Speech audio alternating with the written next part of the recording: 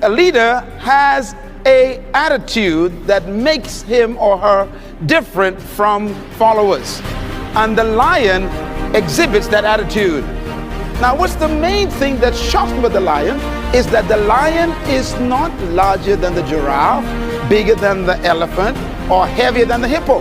The lion is an amazing creature. He's not as smart as the hyena or the snake, but yet he runs things.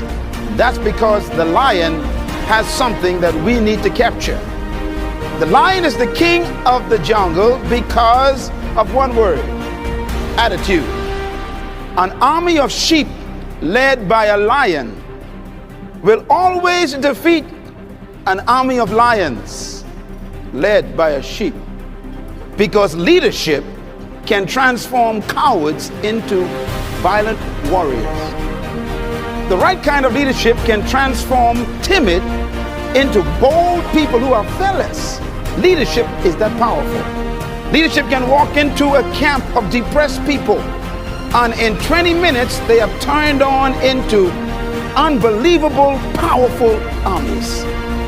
Because leadership determines everything.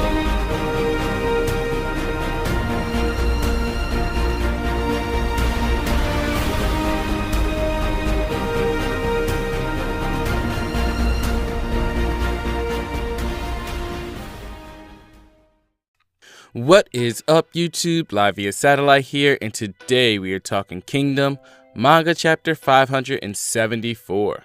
Well guys, it looks like the Battle of Ryoyu is finally complete. And really guys, this is actually the first time we've actually had a battle end in victory and still have so many questions to be answered. Like for example, where's Sunsuiji going to next? Why'd they let him leave in the first place? What does the capture of Ryoyu mean for the other battlefields? And finally, what was up with Heki at the end of this chapter? And we'll definitely get into all of that. But the most important thing, guys, is now with the battle finally ending in Ryoyu, we can finally get back to Shin in the main battle at the Tsukai Plains. And as of the recording of this video, it's actually been 108 days real time since we've actually seen Shin. So yeah, I'm definitely ready to move on, and seeing another battlefield will definitely be a breath of fresh air. It's a roar and it's a scream, and it's something you've just never heard if you haven't heard winds over 140 kilometers per hour. Yeah, this is definitely what we call the hurricane roar, and that's what I'm always looking for. But we've lost our mic shield. Okay. You okay? We've lost our mic shield though, so we're gonna have to jump back in the car now. Alright, so the chapter picks up pretty much where we left off last week. We're pretty much getting another angle of the blow that Heki landed on Rozo. And this definitely has to be one of the grossest kills in Kingdom. I mean, we have Rozo's eyeball hanging out its socket, half his head split. Definitely not an ideal way for a king to be going out.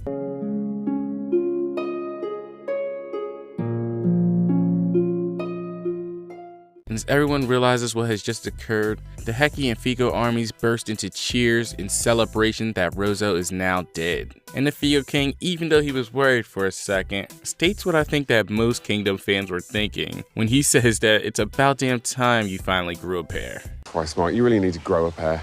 Of testicles? Yes. You want me to grow a pair of testicles so I'd have 4 testicles, and somehow that'll help make me braver and better able to deal with stress, staggering around like a baboon with 4 balls hanging down. But this newly developed pair came at a high cost, as we see amidst all the commotion that Heki is unable to remain conscious as he falls to the ground exhausted. And we see that the aftermath of Heki's achievement is seen even on the other side of the battlefield, with Yotanwa and Kitari's groups also realizing that Heki has killed Rozo. And I have to say, I love Kitari's shocked face here because it is so perfect, man. Like, it makes it even funnier because she's the one who sent him. It just goes to show you that her expectations for Heki getting the job done were so low that she couldn't even see it coming. I mean, what were the odds of something like that happening? And even though the death of Rozo has shifted the tides, we see that Yotanwa and her men are already beginning to think of what the next step will be, referring mainly to the Kwangrang soldiers who at the moment look shell-shocked. Then we switch over to Sun Suiju, who's basically having a conversation with one of his men about the fact that Ryoyu is under attack at the moment, and that they need to get back there because if they lost the city, things would get very complicated for them.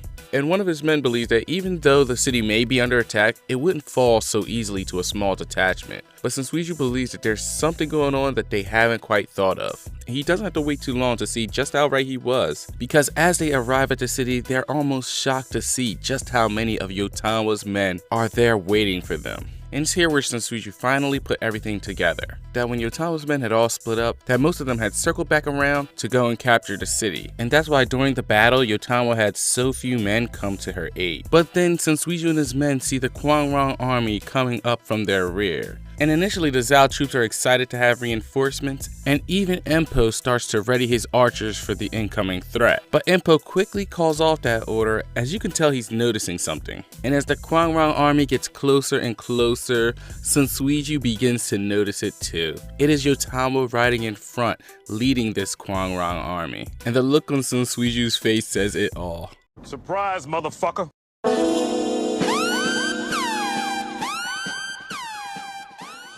And now with the Zhao pretty much pincered on both sides, a representative of the Kwangrang tells Yotanwa to allow him to handle this. And as he rides up to Sun Suiju and Sun Suiju wanting to know what's the meaning of this, he goes on to tell him that the Kwangrang have chosen to follow Yotanwa. And he says that there are many reasons for this, but the three main things that stuck out to me was that he said, number one, they lost their king and city. Number two, he says whoever holds the city holds the lives of their families. And the third and most important thing is, even though they know Yotanwa won't harm their families, she also has offered to be their liberator, and that she will meet them as comrades and not as conquerors. And you could definitely see why the Kwangrang soldiers would be interested in this, because as the soldier did say, they've already lived under Rozo's tyranny for such a long time, and Zhao has always turned a blind eye to their plight. But Sun Suiju tries to reason with the man, saying that Yotanwa is just using them. But even that falls on deaf ears because they understand this already.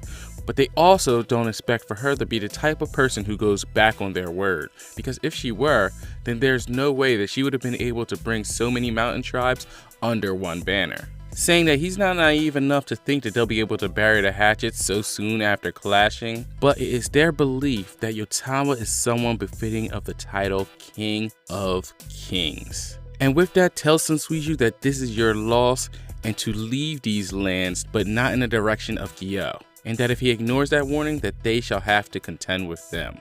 And with that, Ryoyu City on the dawn of the 10th day is captured. And as the Zhao army was forced to withdraw, the mountain tribe along with the Heki army flowed into the city, where the first thing they did was fill their aching stomachs. And God only knows what would have happened if they didn't get any food.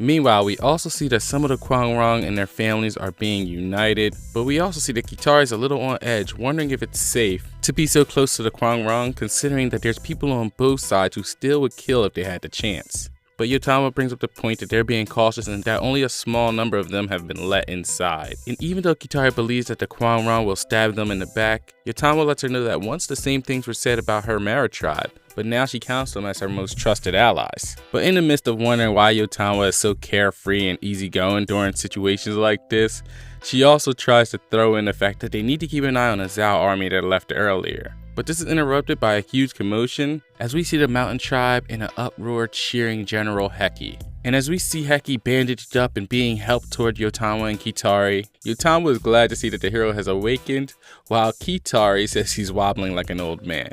And I did not like the memes that were made about this scene. Heki is not here to collect endeavors, alright guys? But whatever he's here for, it appears that it is important, as he says Tanwa don't know, with a look of concern on his face, which Yotanwa and Kitari appear to pick up on. And that was the chapter in a nutshell, guys. Alright, so that was a good chapter of Kingdom, guys. I mean, it was pretty much a transitional chapter, and it's just tying everything up from the Battle of Ryoyu. And when I say tying everything up, I mean just pretty much from the battle standpoint, because in the grand scheme of things, there's still a lot of things unresolved. But I guess the best place to start off with is Sensuiju and the Zhao army. And I'm thinking a lot of people are probably wondering, because I actually was wondering this myself, was why didn't Yotanwa just finish Sensuiju and the Zhao army off right then and there? Because it really didn't make any sense to allow them to escape, because now they can, interfere with all the other battles. And the whole point of this battle in the first place was to keep this Zhao army from breaking the siege that they had on Gyeo. But I actually think the latter point was covered in a chapter when the representative of the Kwangrang told Sensuiju that he is not to go in the direction of Gyeo. But I also don't think that Yotanwa was dumb enough to actually not keep an eye on that army. So I actually think that we'll never lose sight of that army, that they'll actually keep them within surveillance and make sure not to allow them to interfere with either battlefield. And I actually think in the short term it really doesn't matter anyway, because you have to remember that Zhao army has also been fighting throughout the night as well. So they're actually probably just going to look for somewhere to make camp so that they actually can rest up their troops a bit. Which brings me to the point about why I think that Yotanwa and her men didn't finish off that Zhao army at that particular moment. One, because just like the Zhao troops, they were pretty much exhausted from fighting throughout the night. But the second thing is that they just created their alliance with the Kwangrang. And as you can see by the things that were said by the Kwangrang representative and Kitari, the Kwangrang and the Yotanwa army aren't really too trustworthy of each other just yet, which I think is the main reason they didn't do battle together. And this is even evident at the end of the chapter, where we see that a lot of the Kwangrang army has been left outside the city just for precautionary measures. But wrapping up this bit about SSJ, I really don't think that he's going to play any more of a role in this particular arc. And I could be wrong, but I really don't expect him to interfere with any of the other battlefields.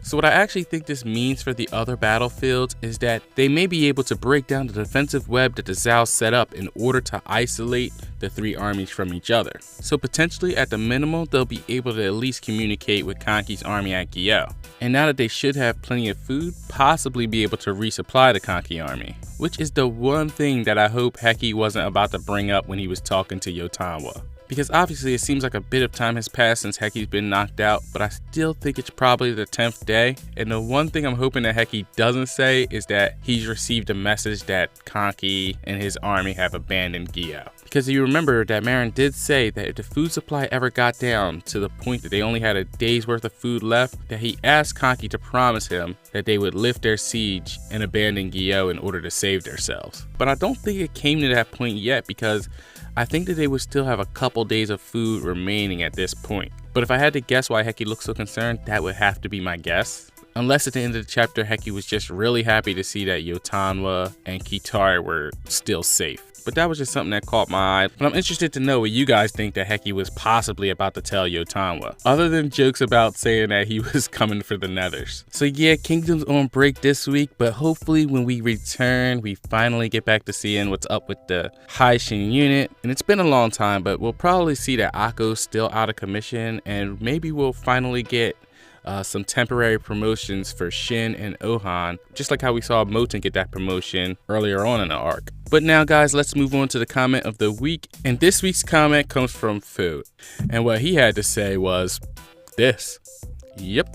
So I had to go over to Google Translate because I was curious to see what he says. And what he says is, "It makes me happy to think that Kingdom is popular abroad." And while I don't think that Kingdom is mainstream or super popular by any stretch of the imagination, I can definitely see that Kingdom has had a lot of growth in the manga community, especially since I got into it a couple years ago. So it'll be interesting to see how much it grows in the future. But anyway, guys, that about does it for this week's review. Let me know what you guys thought of the chapter in the comment section below. Please leave a like if you guys enjoyed the video, and feel free to share, comment, and subscribe. Peace out.